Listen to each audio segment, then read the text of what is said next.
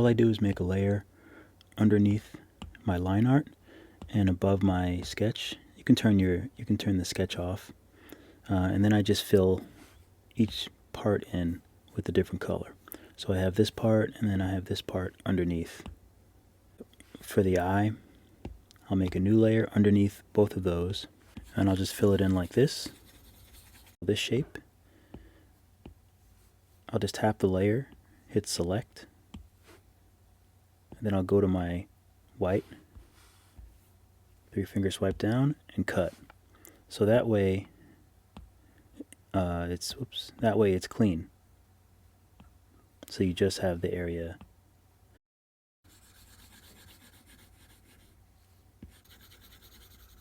And there it's messy.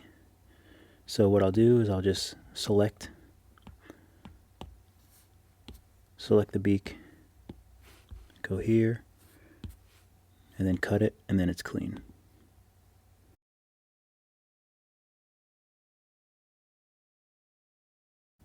And it's alpha locked, so I'll just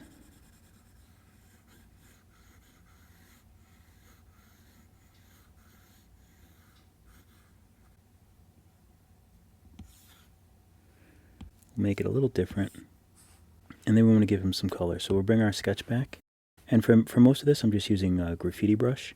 Again, you can download all my brushes in the description. Okay, this should all fill. I think something like that is a little nicer. I like that one. That's kind of nice. Also, the sketch, you could see that it had these like wispy things, and those are really fun. So all I'm going to do for those, I'm going to go underneath this gray layer,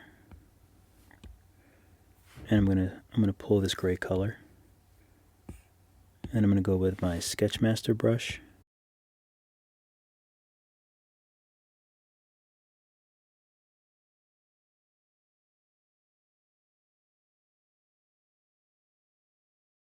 just make them nice and shapely.